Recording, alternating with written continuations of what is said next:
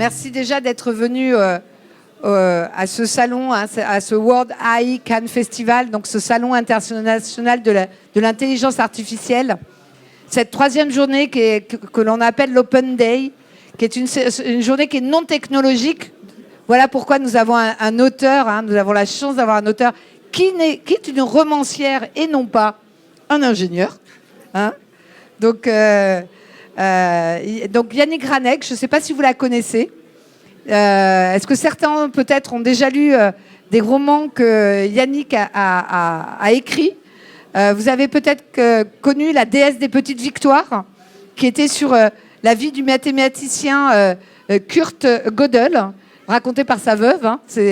Donc vous avez peut-être lu ce roman qui a été primé, qui a eu les prix des libraires en 2013, ou Le bal mécanique, qui a été publié en 2016, ou Les simples.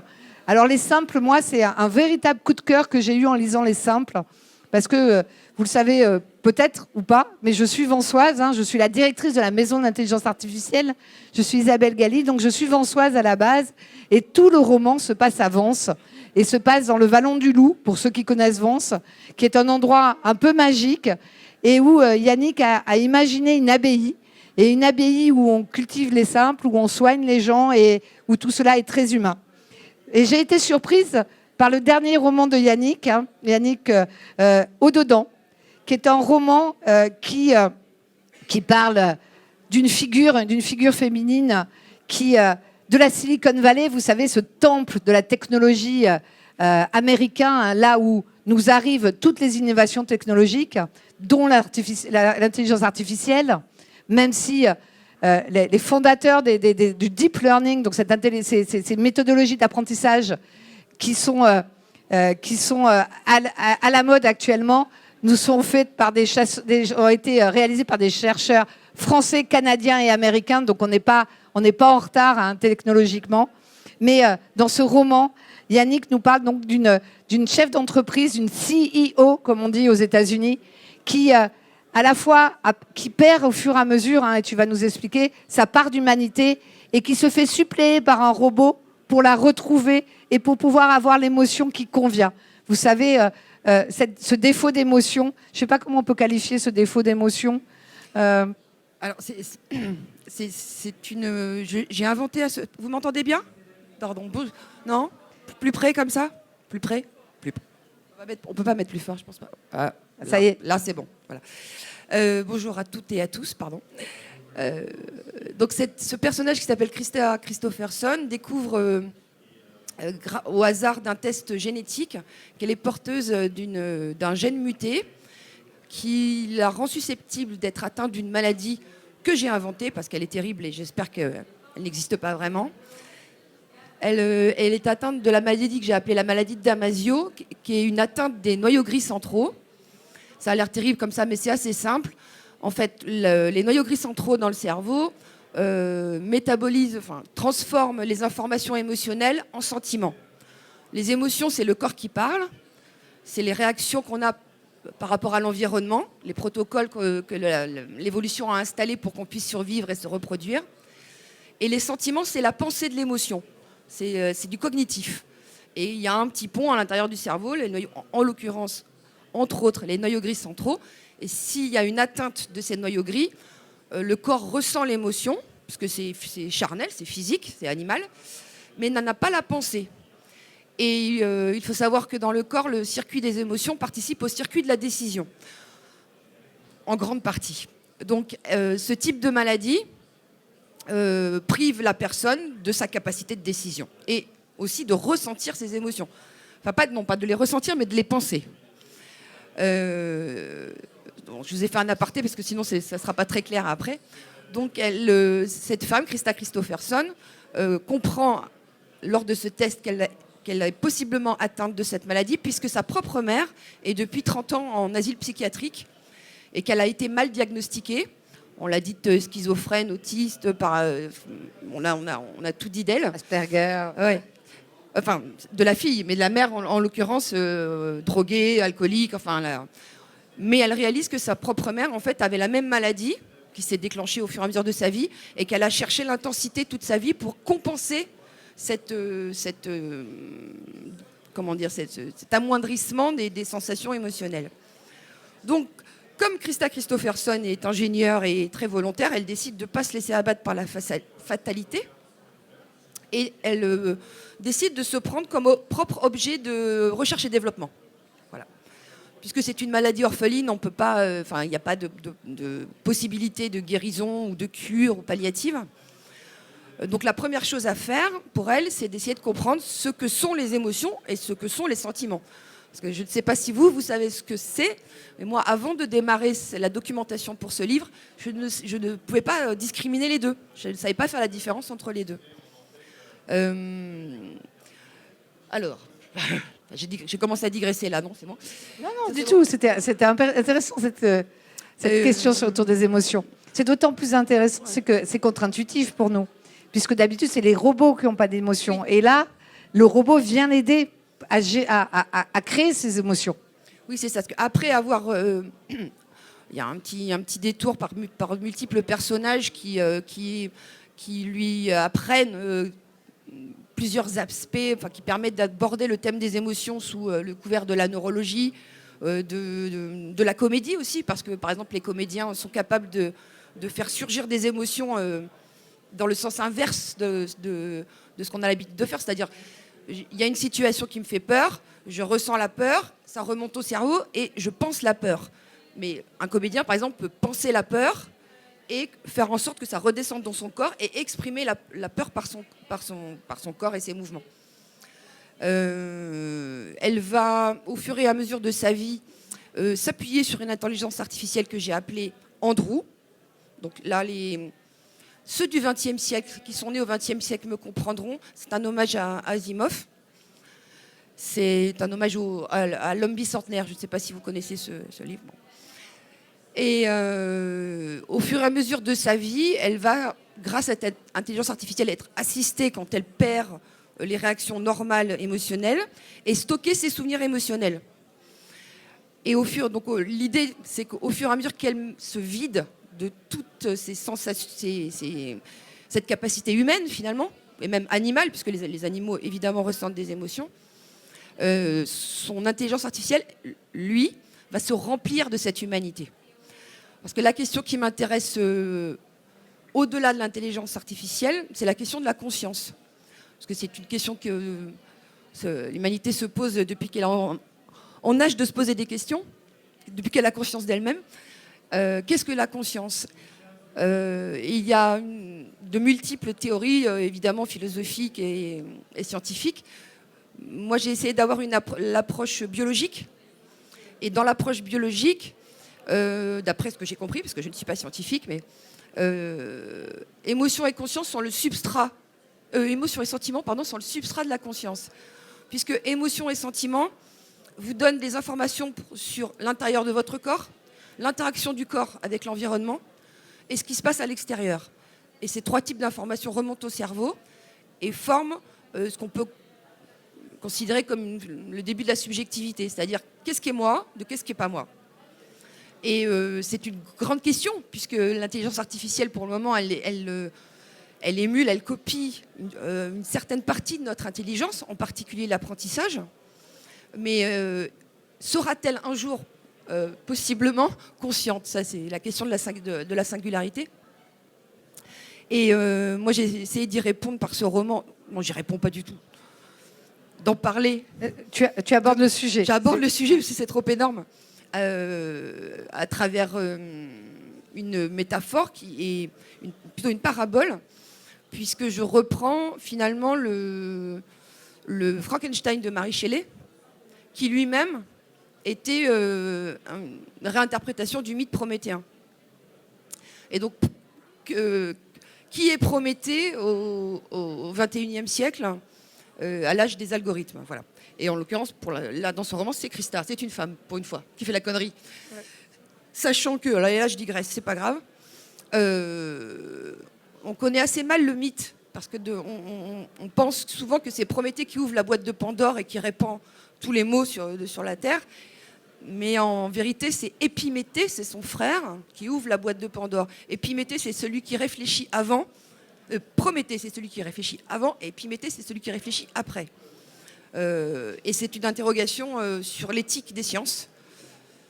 Alors là, je suis déjà partie à la conclusion. Non, mais on va peut-être rester sur les émotions et les sentiments, parce que beaucoup de gens sont inquiets concernant l'intelligence artificielle, parce qu'ils ont peur que la machine échappe aux humains.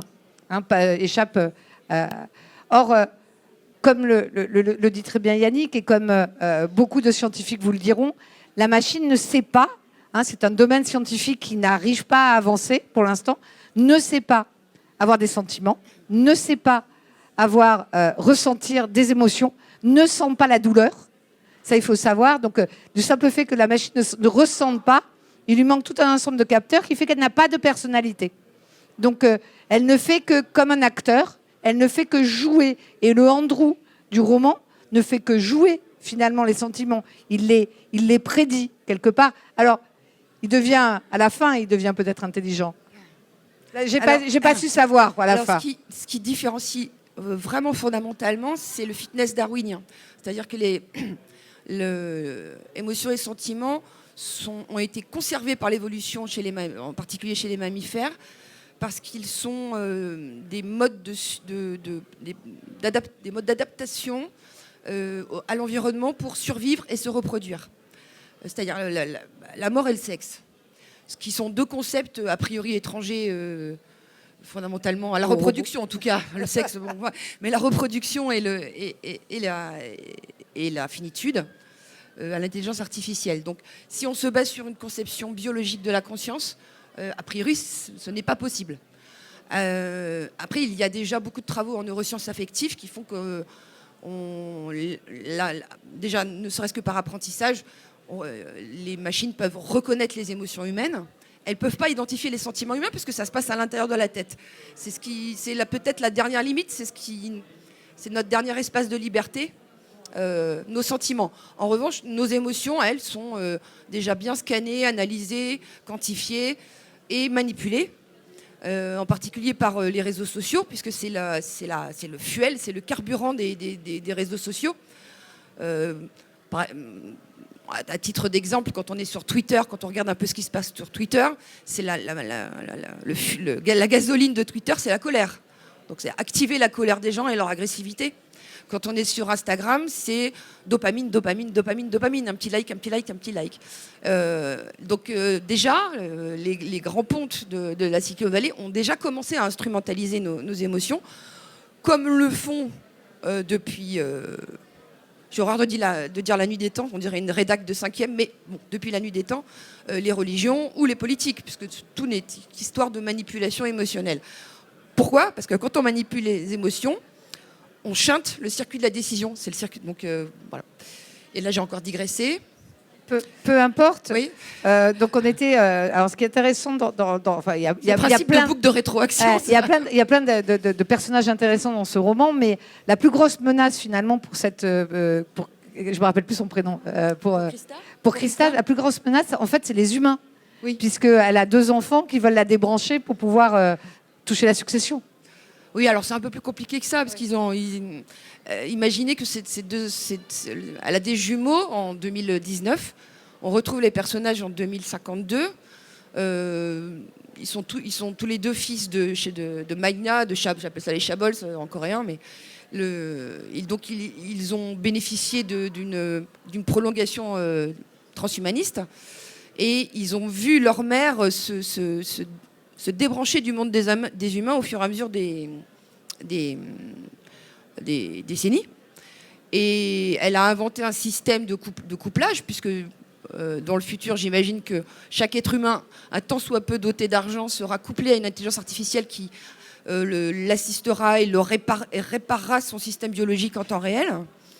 Et ils ont vu cette aliénation totale et pour le coup prométhéenne, épiméthéenne, qui font que les humains sont plongés dans un monde de virtualité totale, sans accès de moins en moins charnel, de moins en moins de contact, et qui perdent au fur et à mesure, ce qui fait que notre espèce est aussi terrifiante que formidable.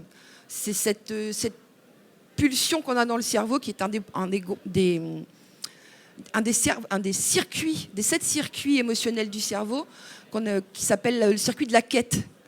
C'est celui qui fait descendre de l'arbre, qui fait aller voir de l'autre côté de la mer si ça se passe pas mieux, qui fait aller sur la lune, qui fait s'enthousiasmer sur un tableau, qui fait et cet enthousiasme, cet émerveillement, ce désir d'aller plus loin, plus haut, plus fort, mais pas forcément juste dans le plaisir. C'est plus intense que ça.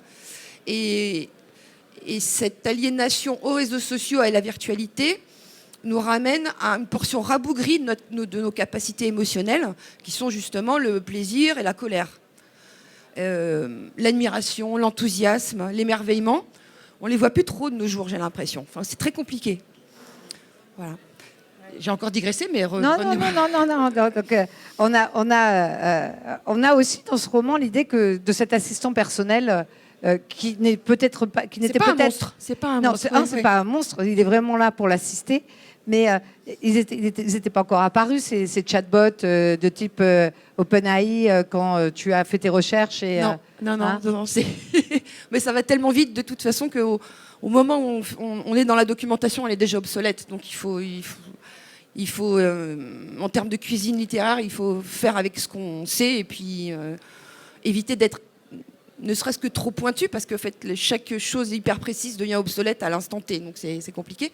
Mais j'ai a posteriori joué avec, comme tout le monde, avec ChatGPT et Midjourney. Ouais, bon, oui, c'est marrant sur le coup, mais on voit bien que c'est hyper paraphrasique. Par exemple, le texte, quand on lui pose une question, c'est très bien écrit, il n'y a pas de problème de grammaire ou de ponctuation, mais c'est vraiment creux. C'est parfaitement creux. Tu n'utilises pas pour écrire ChatGPT? Non. Non, mais par exemple, avec mon fils qui passait le bac, l'oral du bac, on lui a demandé il avait 8 minutes d'oral. Je ne me rendais pas compte de ce que c'était que 8 minutes d'oral. Donc on lui a dit, écris-nous un texte sur tel sujet de 8 minutes. Et alors, le sujet, je le connaissais bien. En l'occurrence, c'était Ada Lovelace. Donc je peux vous parler après. Et le texte était nul. C'était pas intéressant. Non, c'était bien écrit, mais c'était sans fond, sans consistance. Mais ça nous a donné sans émotion aussi. Sans émotion, sans humour. Enfin, c'est tout ce qui fait qu'un texte va toucher quelqu'un que vous ne connaissez pas. Moi, j'écris dans mon bureau toute seule. Et puis, le miracle, c'est que quelque part, il y a quelqu'un qui va ouvrir ce livre et qui va être touché par ce texte. Enfin, c'est quand même assez fabuleux. J'espère qu'il serait touché, mais... oui, je voulais vous parler d'Ada Lovelace quand même. Oui, voilà. Oui, avec plaisir. Parce que le livre est écrit, et le personnage de Krista Christopherson est écrit sous la confluence de deux grandes figures féminines. Donc, la première, Mary Shelley, qui a écrit Frankenstein, et la deuxième, c'est Ada Lovelace, donc de la mathématicienne du 19e siècle, qu'on dit la première codeuse de l'histoire, puisqu'elle a développé un langage algorithmique pour une machine dite machine analytique de son mentor Charles Babbage. Ada Lovelace avait des crinolines et des bouclettes dans les cheveux. Elle n'avait pas eu accès aux études universitaires, mais elle a eu droit à des mentors privés puisque sa famille était riche. Mais elle a quand même développé ce qu'on dit le premier langage algorithmique et la notion de boucle qui est fondamentale en informatique, donc 19e siècle. Et je lisais une biographie d'Ada Lovelace en même temps que je relisais Frankenstein. Et je me suis aperçue qu'Ada Lovelace était la fille de Lord Byron. Et Mary Shelley a écrit Frankenstein en vacances en Suisse chez Lord Byron. Et quand j'ai lu ça, je me suis dit, là, il y a une synchronicité. C'est là qu'est l'histoire, en fait. C'est chez Byron que s'est construit le futur. Oui, chez le diabolique Byron. Chez le diabolique Byron, tout à fait. Donc, il y a tout un jeu dans le roman. Si on revient au roman, et on pourra, tout à l'heure, si vous souhaitez poser des questions, on peut aussi passer un peu le micro et n'hésitez pas.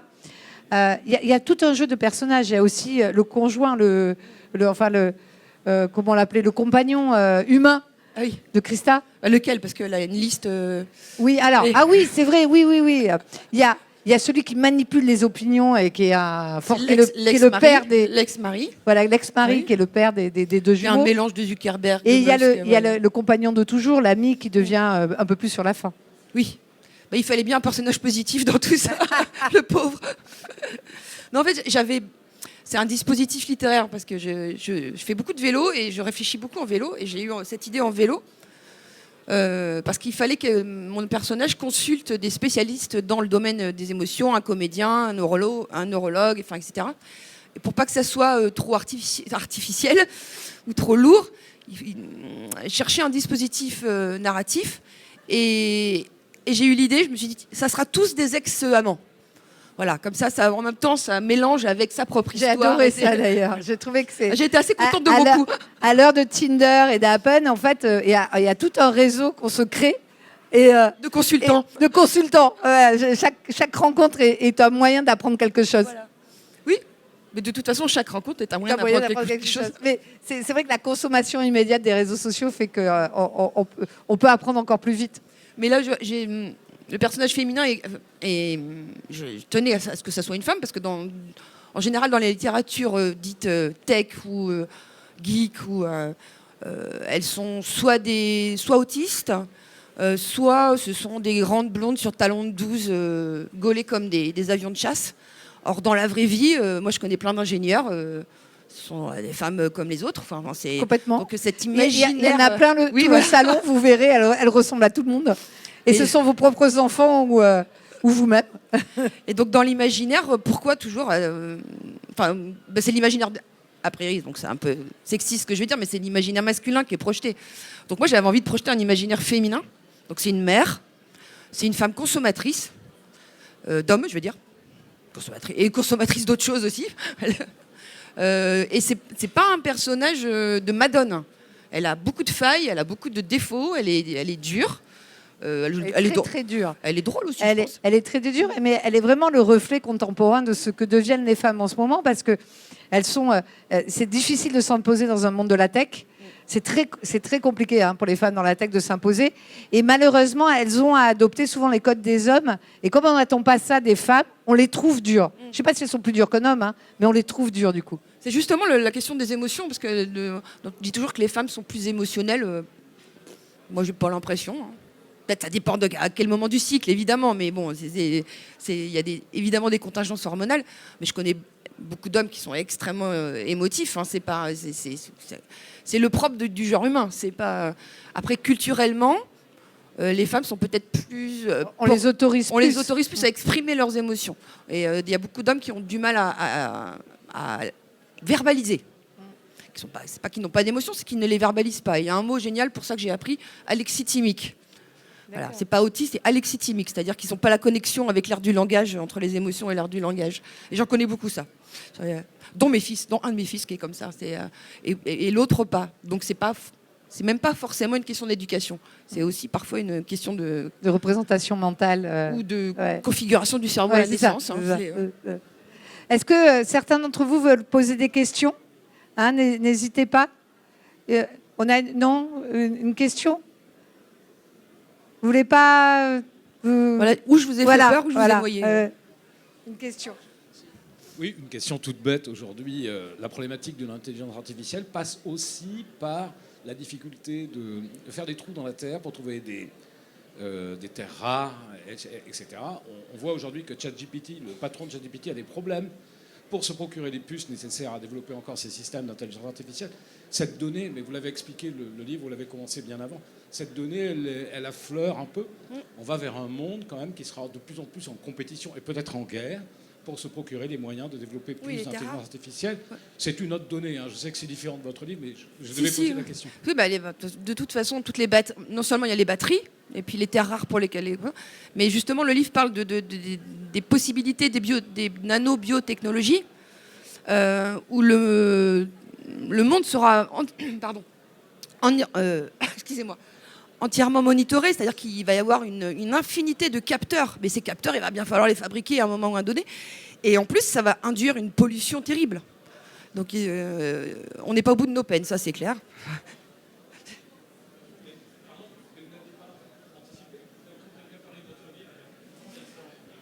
J'ai commencé il y a 4 ans. Non, avant. Non, 5, parce que c'était avant pré-Covid, pré-confinement. L'année d'avant le confinement. Ça s'explique parce que c'est une thématique, celle de la pollution due au Oui, je l'ai vu monter. 2018-2019, un peu plus tard. Je l'ai vu monter. Et puis à la fois, on ne peut pas tout aborder. Non, je suis bien. Excusez-moi.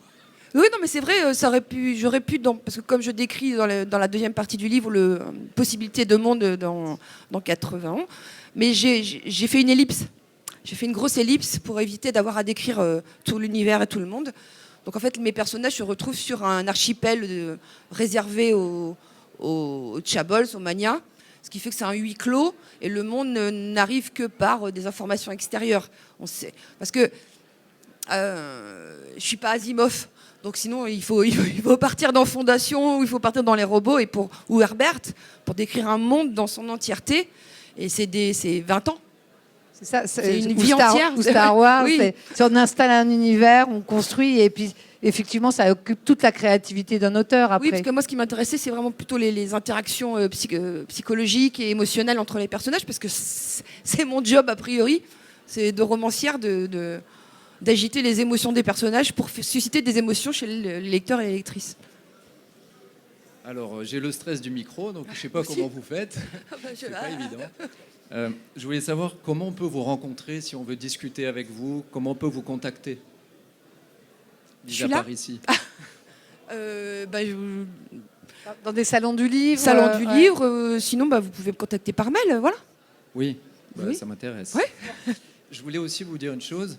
Comme tout existe et son contraire, je pense peut-être que l'intelligence artificielle, eh bien, elle a son contraire, qui serait l'intelligence émotionnelle, et que les deux vont de pair, et que l'évolution, ce sera peut-être l'alliance entre l'artificiel, l'intelligence artificielle et l'intelligence émotionnelle. Oui, mais je pense qu'il ne faut pas partir si je peux me permettre, du paradigme que c'est le contraire. En fait, c'est la même chose. C'est intrinsèquement lié dans notre cerveau. Il n'y a pas une intelligence statistique, une intelligence d'apprentissage, une intelligence symbolique et une intelligence émotionnelle. Il y en a des multiples et elles agissent en synchronicité et en complexité. Et c'est ce qui fait la spécificité de notre espèce et ce qui est peut-être notre dernière chance de survie, justement, par rapport à l'idée alors là, ça c'est super difficile, artificialiser notre mode de représentation de l'univers et notre mode de traitement des informations. Mais, a priori, pourquoi le reproduire? Pourquoi plutôt l'enrichir? Plutôt l'enrichir, comme vous l'avez dit, faire en complément. Puis deux, créer quelque chose qui soit autre chose et qui puisse nous augmenter encore plus. Voilà. Mais je suis que romancière, hein, voilà, je suis pas... pour moi, c'est... Mais le regard de l'artiste sur le monde est toujours très intéressant parce qu'il se dégage des contraintes technologiques et permet d'aller justement sur le ressenti. Et je pense que le roman là-dessus est particulièrement intéressant. Je crois que alors je sais plus si c'est Pessoa qui disait que les écrivains, peut-être que je me trompe, que les écrivains sont pas des clairons, mais des caisses de réseau, des choix, des caisses de résonance. Caisses de résonance ou des voilà. On sent des choses et ça. Madame. Oui, bonjour. Très souvent, les romans qui parlent d'intelligence artificielle se situent dans un futur, souvent dans une dystopie, en tous les cas toujours dans le futur. Est-ce qu'on pourrait imaginer un roman qui prendrait compte de l'intelligence artificielle et que l'on construirait dans le passé? Est-ce que c'est impossible? Ça dépend ce que vous qualifiez de passé. À quand vous dans situez l'histoire, dans le passé. Donc imaginez une entité qui puisse remonter le temps? Oui, pas forcément remonter le temps, mais je dirais expliquer, le passé ou l'histoire à partir de ce que nous apporte aujourd'hui l'intelligence artificielle. C'est la mettre au temps présent peut-être, plus que... Oui, je crois que ma question, non. Non, mais n'hésitez pas à la reformuler surtout. Non, je veux dire... Pourquoi on implique l'intelligence artificielle uniquement dans la science-fiction? C'est ça ma question. Parce que je pense que l'intelligence artificielle fait peur à beaucoup de monde. C'est avec le désastre écologique, c'est une des angoisses majeures de notre contemporanéité. Donc, on projette dans la science-fiction les angoisses contemporaines. Oui, mais Et alors que justement, dans le passé, je trouve on que tire. c'était intéressant, au lieu d'avoir cette vision purement dystopique, d'essayer de montrer comment on pourrait, à travers le passé, C'est finalement, mettre en redéfinir les scène choses. l'IA dans le quotidien, finalement. Elle est un J'avoue, peu- là, je suis bloquée, je bug. Désolée, la difficulté qu'il y a peut-être, je vais essayer de débugger, la difficulté qu'il y a peut-être pour mettre en scène des intelligences artificielles dans le contemporain, et encore plus dans le passé, à moins d'avoir une interprétation très large de ce qu'est l'intelligence artificielle, c'est-à-dire quasiment robotique. Je rappelle que dans la Grèce antique, il y avait des portiques automatiques qui s'ouvraient, il y avait vous mettiez une drachme, vous aviez des distributeurs d'eau, des choses comme ça. Donc il y avait déjà des automates dans le passé, il y avait déjà la conscience qu'on pouvait à un moment donné créer une machine qui pourrait imiter les capacités humaines. Ce n'est pas une pensée qui est très récente. Mais néanmoins, l'accès technologique, il est extrêmement récent. Et jusqu'à présent, on a eu surtout des expérimentations et on commence à peine à avoir des applications dites grand public, c'est-à-dire qui s'insèrent dans la vie au quotidien. Mais souvent, elle disparaît, la technologie. Quand vous avez votre appli météo, vous ne vous dites pas que c'est une intelligence artificielle qu'il y a derrière. Vous vous dites, tiens, c'est la météo. Donc, c'est difficile de mettre en scène. Mais dans le passé, il y a déjà eu. Frankenstein est un exemple d'intelligence artificielle, puisque c'est une entité reconstituée. Le golem. Frankenstein, en fait, est dit le premier livre de science-fiction, même s'il est dans le passé, parce que c'est la première fois qu'une créature parvient à la vie de manière artificielle, sans passer par la magie ou la religion. Voilà. Mais par la science. C'est le nouveau paradigme de Frankenstein, c'est la science qui intervient. Mais dans toutes les contes et légendes et dans toutes les religions, il y a des créatures artificielles qui sont nées de la magie et des envoûtements et donc on peut considérer que ce sont des intelligences artificielles puisqu'elles ont été créées par l'homme. Que ce soit par la. Donc le seul paradigme qu'il faut changer, selon l'époque dans laquelle on se placerait, c'est qu'est-ce qui permet l'artificialité. Donc il y a un seuil où c'est la science, et avant c'est la religion, et avant c'est le mysticisme ou les chamans, enfin, les esprits, tout ça. En fait, c'est toujours la même histoire. Sauf que c'est l'outil qui change. Ça me fait penser, j'ai une question. Est-ce que tu n'as pas le sentiment qu'il y a une baisse de mysticisme ou de mystère du fait de cette arrivée massive des intelligences artificielles qui viennent avec la donnée analyser le monde?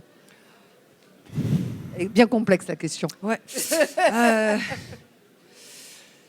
Moi, je pense que pour ceux qui sont mystiques, le mysticisme sera toujours présent parce que le mysticisme repose dans la dernière portion incompréhensible ou inconceptualisable du monde. Or, la science, plus elle s'étend, plus elle montre qu'on n'en sait pas tout. Donc il y aura toujours une portion d'indécidable, c'est le théorème de Gödel, il y aura toujours une portion d'indécidable, une portion d'inconnu et de non maîtrisable par l'esprit humain. Et c'est là que se placent souvent les religions, d'ailleurs, dans ce qu'on ne peut pas expliquer par la science, et le mysticisme, parce que c'est impossible. Là, je m'en réfère à moi-même, mais moi, je cherche désespérément un sens au quotidien. Donc c'est pour ça que j'écris, que j'essaie de comprendre des choses et d'interconnecter des domaines. Parce que de faire des ponts entre les connaissances et entre les domaines, ça rassure. On a l'impression qu'il y a un sens dans ce monde. Donc c'est une forme de mysticisme. C'est un mysticisme presque scientifique, mais la religion de voilà. La data. Et voilà, moi je pense que le mysticisme se cache toujours dans la dernière portion qu'on ne peut pas atteindre. Voilà, celle qu'on ne... D'ailleurs, il y a une église de l'intelligence artificielle qui est née aux États-Unis, dans la perspective que si un jour les intelligences artificielles nous dominent, il faut commencer déjà à leur dire combien on les respecte. Donc voilà. D'autres questions peut-être dans la salle? N'hésitez pas.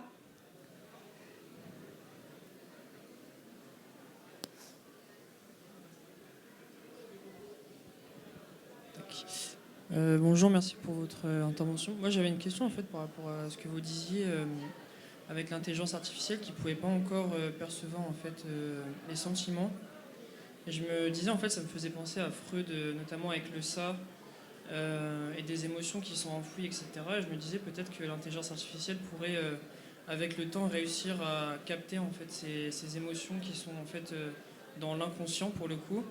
Et est-ce que l'intelligence artificielle du coup pourrait aider à conscientiser ces émotions-là, ou au moins à les percevoir et à les faire sortir justement des individus ou pas, selon vous? Dans le roman, j'ai inventé des robots psy qui font des Freud Express, comme ça. Voilà. Ah. Ouais. Mais alors, c'est une question hyper complexe. Parce que dans l'ordre actuel, au jour d'aujourd'hui, comme on dit aujourd'hui, il est possible, par des capteurs, de quantifier et d'étalonner et d'identifier les émotions, c'est-à-dire la réaction du corps. Mais ce qui se passe dans notre cerveau, c'est-à-dire la pensée, les sentiments, et le refoulé, c'est-à-dire les émotions qui ont été pensées et cachées à l'intérieur, ça n'est pas accessible. Et c'est de l'ordre mais c'est encore de l'ordre du mystère, parce que la map du cerveau n'est pas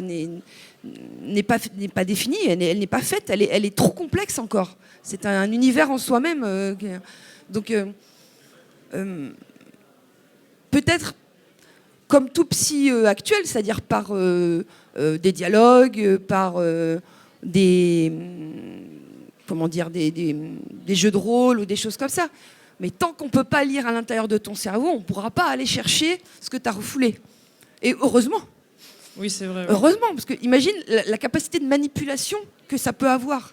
Si on avait accès à ce qui te fait honte, ce qui te fait peur, c'est la société la plus totalitariste qui pourrait exister. Et le pire, ce sera une bonne intention au départ. Au départ, on voudra te soigner. Hein. Oui. Oui, mais non, en fait. Ok, merci beaucoup. Question très intéressante. Pardon, je me suis permis de te tutoyer. J'ai cru avoir l'âge que tu avais l'âge de mon fils, et pour ça, c'était pas... Est-ce qu'on a peut-être une dernière question? Tu vas dédicacer ton livre après? Oui, oui, maintenant ou à 14h, comme vous voulez. Ah, d'accord. Donc, peut-être une dernière question avant de libérer notre charmante audience? Non? Juste pour conclure, est-ce que Pascal n'a pas tout dit avec son fameux pari? Pascal, il faut le rappeler, a inventé une des premières calculatrices, et il laissait libre le mystère, le mysticisme, la religion, tout ce que vous voulez. Donc à ce pari, s'il n'existe pas, mais s'il existe, on ne sait jamais. Je crois que c'est le mythe de la singularité, c'est à peu près la même chose, quoi. C'est un pari pascalien. Ouais. Mais dans l'autre sens, c'est-à-dire que si ça existe, il va falloir... Ça va être un peu... Est-ce qu'il y a quelque chose que tu voulais nous dire et que tu nous as pas dit? Tellement, mais j'ai beaucoup de mal à... Enfin, un roman, c'est pas linéaire, en fait. C'est un roman, c'est vraiment que des boucles tout le temps et des digressions continues. Donc c'est hyper difficile d'expliquer un roman de manière fluide. Sachez qu'il y a à la fin du livre une annexe qui est une biographie croisée d'Ada Lovelace et Mary Shelley. Parce que ces deux femmes sont quand même absolument extraordinaires et elles m'ont portée pendant toutes les années d'écriture. Voilà. Merci beaucoup Yannick. Merci à vous. Et donc, vous pourrez vous faire dédicacer le livre de Yannick. Donc, normalement, c'est à 14h, mais peut-être si jamais il y en a certains qui veulent, on peut aller directement à la librairie qui se trouve derrière. Et merci à tous, vous avez été un public formidable. Hein. Au revoir.